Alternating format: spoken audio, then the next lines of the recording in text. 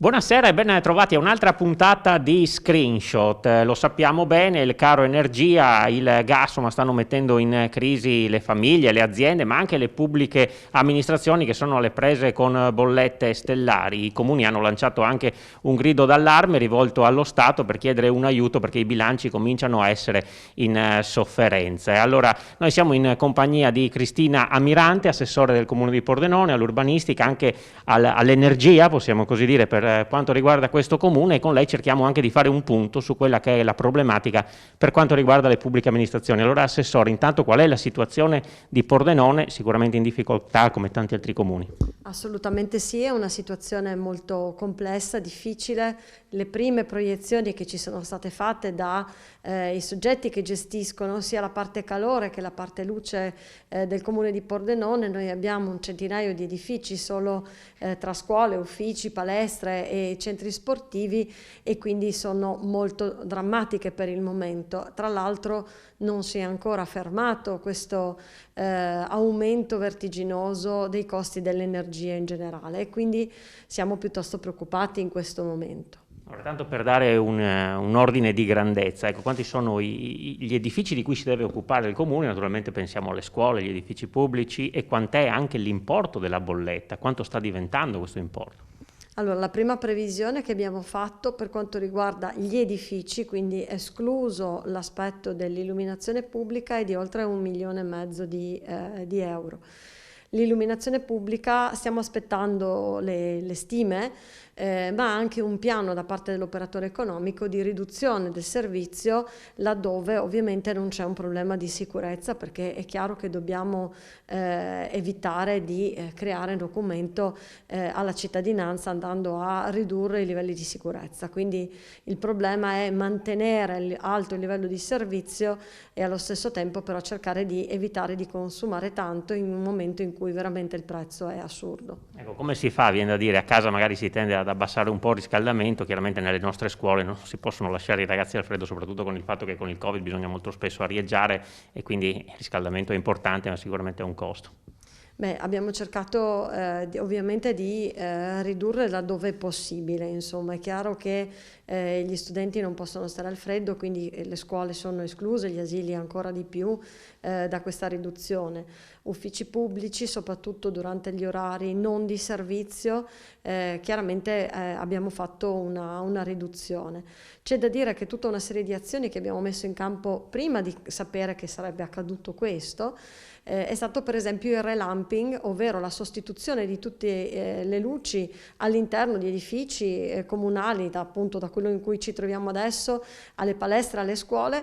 Permette di risparmiare molto sulla bolletta elettrica, perché ovviamente le luci a LED hanno un consumo molto più basso rispetto a quelle tradizionali. Anche i nostri impianti di illuminazione pubblica negli ultimi 5 anni hanno visto una sostituzione massiva all'interno di tutti gli interventi che abbiamo fatto sulle strade. C'è stata anche la sostituzione. È chiaro, su un patrimonio di 12.000-13.000 punti luce ne abbiamo circa 3.000, anzi 4.000 sostituiti, ma ce ne sono altri 9.000 da andare a sostituire, e questo è previsto in un progetto che stiamo per concludere adesso in fase di gara. Sì, tanti comuni stanno cercando addirittura di ridurre l'illuminazione quando è possibile, dove è possibile, anche penso anche quei timer che iniziano a una certa ora, magari si può spostare, tra poco insomma si cambierà anche l'ora, quindi questo potrà dare sicuramente una mano. Assolutamente sì, quello che è importante capire è che i comuni in questi anni sono stati bloccati da una normativa che non favoriva assolutamente per esempio il fotovoltaico. È dal 2012 che l'installazione di un fotovoltaico è diventato praticamente antieconomico, sia perché non si poteva realizzare un impianto sufficientemente grande da poter garantire per esempio di produrre in più energia, magari da costituire poi una comunità energetica, ovvero poterla dare ai cittadini a un prezzo più basso.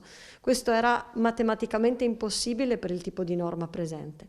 D'altro canto avevamo anche dei vincoli di accatastamento dell'impianto, per esempio, quindi con dei costi molto importanti poi da sostenere anche a livello di tassazione, e tutto questo sia nel pubblico che nel privato ha sfavorito questo tipo di intervento.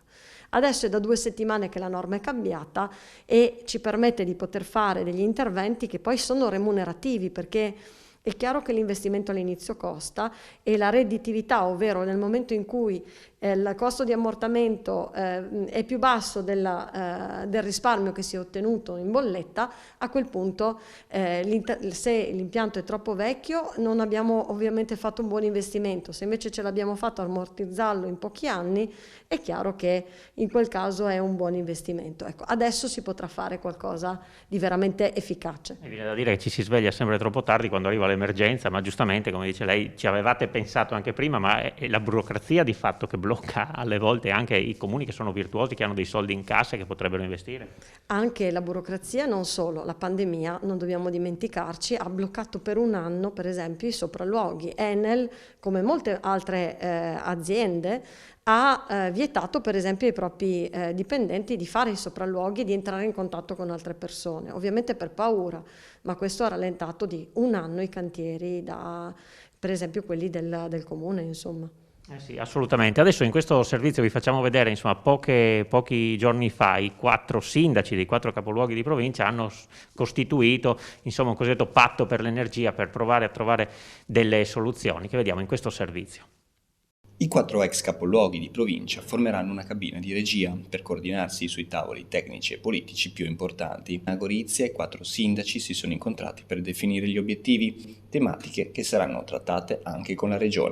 Il problema energetico per noi è ancora più importante che quello che i comuni spenderanno in più, ed è tantissimo, che perciò sono risorse sottratte necessariamente ai servizi. Le imprese e le famiglie possono non pagare, perciò una moratoria, non pagare nell'anno in corso le bollette e possono rateizzarle. Il PNRR non è una regalia, è una grande responsabilità, è un grande problema. Noi siamo sindaci che abbiamo attraversato prima la pandemia, adesso la crisi ucraina, l'aumento dei costi energetici delle materie prime che si sta riverberando pesantemente anche sui quadri economici. Abbiamo bisogno di snellimento delle procedure, altrimenti rischiamo di perdere i soldi. È indispensabile parlare con la regione, perché sono loro che poi ci fanno le leggi e sono loro dopo che si devono confrontare con Roma per fare le leggi per la semplificazione. Non possono ogni mattina aspettare 6 mesi per il parere di un ente che poi conta anche poco magari.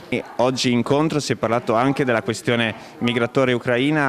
La solidarietà nei confronti del popolo ucraino è altissima e abbiamo la presenza delle badanti che sono in gran parte ucraine, e quindi oggi abbiamo pensato di poter dare un aiuto concreto derogando da quelle che sono le regole che ci impone la legge.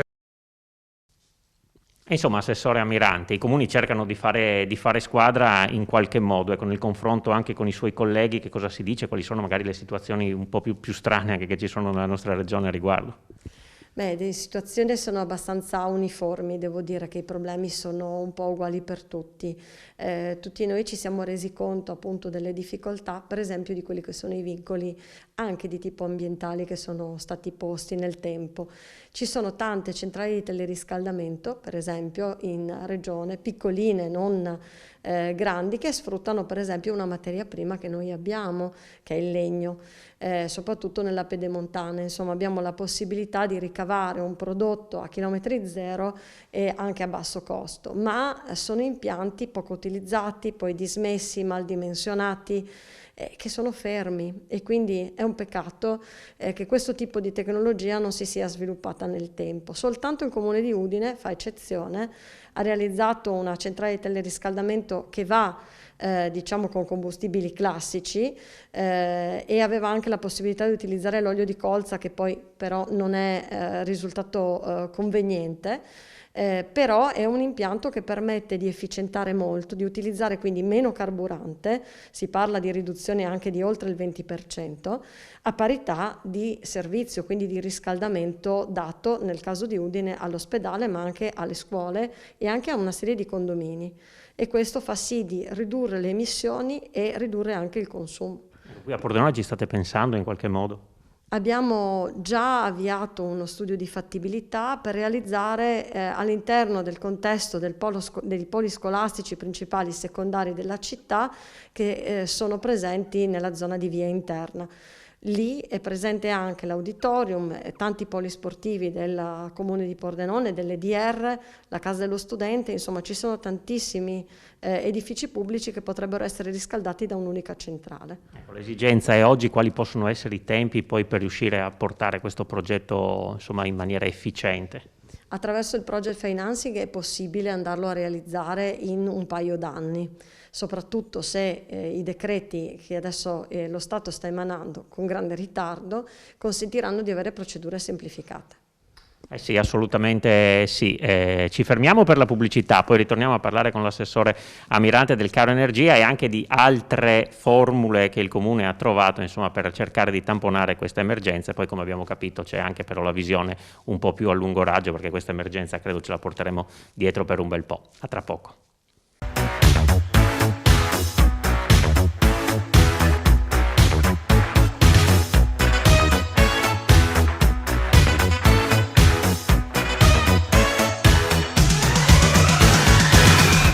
Seconda parte di Screenshot, ancora in compagnia dell'assessore Amirante, assessore all'energia e all'urbanistica del comune di Pordenone. Prima di tornare a parlare con lei però ascoltiamo le parole di Dorino Favot, presidente dell'ANCI del Friuli Venezia Giulia, che ha chiesto allo Stato, a nome di tutti i comuni, un sostegno ben maggiore di quei 200 milioni che sono stati messi a disposizione per il momento per tutti i comuni d'Italia. Sentiamolo.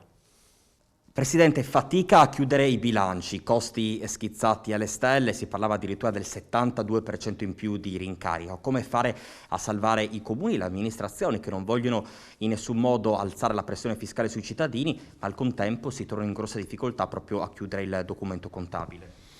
È vero, è un problema di questi ultimi tempi, aggravato tra l'altro dalla crisi in Ucraina che non ci saremmo mai aspettati.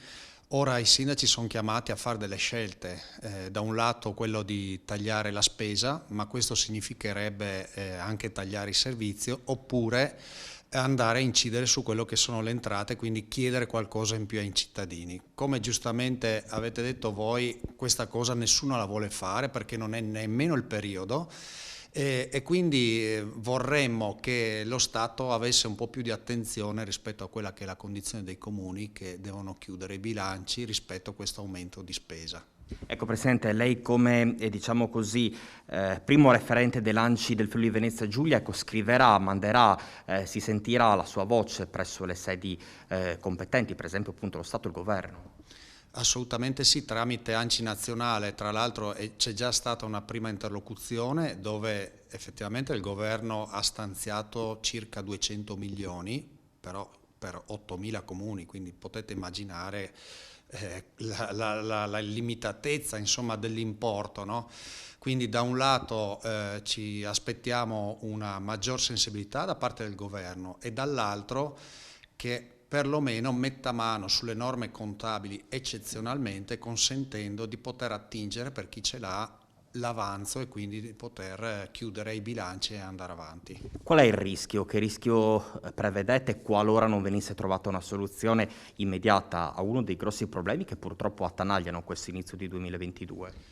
Il rischio è quello che dicevo prima, che o vengono tagliati i servizi, il che è una cosa brutta perché ormai i cittadini si aspettano determinati servizi che vanno dalla prima infanzia in su, per dire, ma dall'altro diciamo che appunto il rischio di tagliare servizi vuol dire diminuire quello che è la presenza del comune rispetto a quello che si aspettano i cittadini, quindi sarebbe brutto da questa parte e dall'altra, come dicevo prima, che nessuno vuol fare, andare a chiedere anche sui servizi a domanda individuale un qualcosa in più ai cittadini e questo oggi come oggi è impossibile perché il caro bolletta vale sia per i comuni ma vale anche per tutti i cittadini e le imprese e quindi è un problema proprio di sistema. Oggi come oggi purtroppo non abbiamo una politica energetica che ci aiuti in questo senso, per cui l'unica alternativa, come dicevo prima, è quella che il governo ci pensi un po' di più. Ecco. E queste insomma erano le parole del presidente Dorino Favò, presidente dell'ANCI regionale, insomma assessore Almirante. Sicuramente i comuni fanno squadra anche su questo, perché le risorse che adesso servono insomma sono molto di più di quelle che sono state messe sul piatto. Assolutamente, soprattutto a favore di tutte quelle famiglie che allo stato attuale non sono in grado di pagare le bollette. Questo è un problema che sta cominciando a diventare un problema molto forte, molto sentito, perché le prime bollette sono arrivate e se questo è l'andamento su base annua, chiaramente le famiglie sono in forte difficoltà. Certo si è che a questo si aggiunge poi tutta un'altra crisi, che è quella dei materiali, che riguarda per esempio sempre i privati. Nel caso del superbonus la mia preoccupazione è che i cantieri si possano fermare in questo momento, perché questo è un po' quello che nel sottobosco si dice da parte degli operatori, e potrebbe essere molto pesante anche per appunto i condomini che hanno avviato questi lavori molto interessanti da un punto di vista energetico, perché permettono di consumare meno e di conseguenza di avere poi un beneficio nel tempo, però se si fermano chiaramente questo effetto non ci sarà.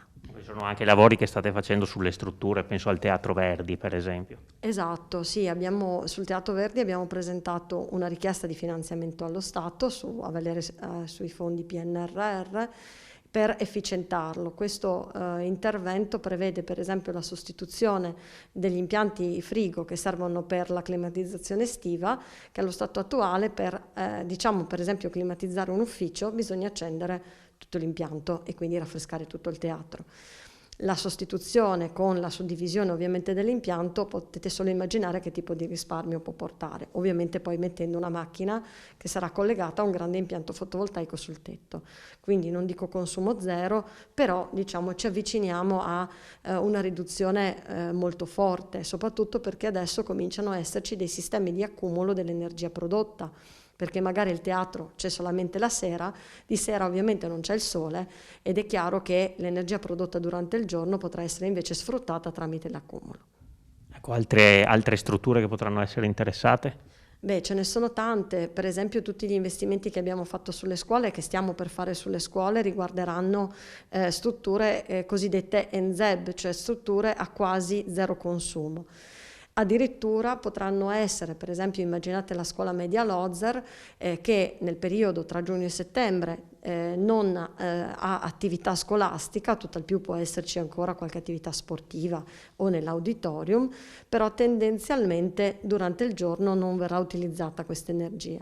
La volontà è quella di portarla al vicino centro anziani di Torre, che sarà oggetto di recupero anche questa con fondi PNRR legati al bando Pinqua, e anche dalla popolazione. Potremmo immaginare, ed è quello che stiamo pensando, di fare delle colonnine di ricarica delle auto elettriche a prezzo più basso di quello di mercato, in modo tale da favorire la cittadinanza, oppure addirittura poter vendere a prezzo molto più basso l'energia elettrica prodotta, che da 2 settimane questa operazione si può fare. Sul fronte delle auto elettriche e poi anche dei monopattini che avete messo a disposizione, come sta andando? Beh, i monopattini stanno andando bene, da quello che ci dice l'operatore, che sta facendo una sperimentazione per noi, perché entro la fine dell'anno faremo un bando per consolidare questo metodo di spostamento, e devo dire che si ricaricano anche abbastanza facilmente e velocemente, così come le biciclette a pedalata assistita o elettriche. Per quanto riguarda le auto elettriche, io dalla mia osservazione sto aspettando i dati, quindi non abbiamo ancora dati ufficiali, però le vedo quasi sempre occupate, soprattutto in orario serale da parte dei residenti, in particolare in quelle colonnine che abbiamo collocato nei vari quartieri. Sì, forse c'è anche un cambio di mentalità che sta venendo avanti. Secondo lei, naturalmente è difficile fare previsioni, ma questa fiammata dei prezzi dell'energia, c'è la guerra e quindi è anche difficile capire quando potrà finire, ma era iniziata addirittura prima, sarà una cosa che ci porteremo dietro a lungo o poi prima o poi finirà? E quindi anche gli interventi che stiamo mettendo in campo, non so, penso al metano ad esempio, chi aveva scelto il metano come combustibile per l'auto a un certo punto si è ritrovato con prezzi stellari e oggi ne deve fare i conti, cioè è anche difficile capire dove andare a orientarsi in questo mondo anche sulle rinnovabili. Ma io credo che in questo momento, non sono un economista, è quello che diciamo è il mio pensiero che deriva dal confronto con le persone. In questo momento la cosa migliore è stare fermi dove si è. vale un po' per tutti, perché è sicuramente una bolla speculativa. C'è qualcuno che sta approfittando di questa guerra per fare grandi guadagni. Questa è una sensazione, ma se pensiamo a quello che è il valore delle azioni legate all'energia, che siano sostenibili o non sostenibili, sono tutte basse, stanno crollando tutte. E quindi questo significa che c'è qualcuno che da qualche parte ci guadagna, il prezzo non è sicuramente reale.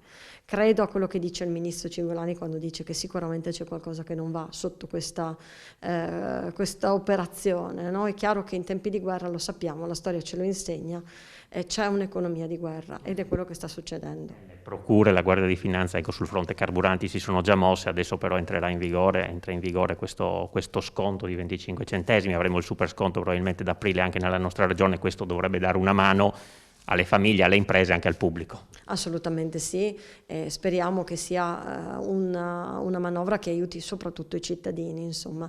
Noi ci stiamo attrezzando come comune insieme a tutti gli altri, però sono i cittadini che ci preoccupano di più. Sì, a quelli ai quali magari si dà qualche consiglio, si dice magari tenete il riscaldamento più basso, però poi alla fine come si può controllare questa cosa? Diventa solo una questione di buonsenso, diciamo, affidata insomma all'attenzione della gente. È vero, è verissimo. L'altra speranza è che da un punto di vista meteorologico non accada come l'anno scorso che ha fatto freddo fino a maggio, insomma. Se il tempo ci aiuta dovremo poter avere una primavera che permetterà di avere poco riscaldamento e zero raffrescamento, insomma. Quindi ci auguriamo che questo aiuti anche i comportamenti virtuosi della cittadinanza. E allora ci affidiamo al bel tempo e alla lungimiranza anche dei nostri amministratori pubblici, insomma, che cerchino di guidare insomma, quelle che sono le strategie future per quanto riguarda l'ambiente. Grazie mille all'assessore Cristina Mirante per essere stata con noi questa sera. Grazie a voi, come sempre. E finisce qui questa puntata di Screenshot, l'appuntamento è per domani sera. Grazie per averci seguito, buona serata.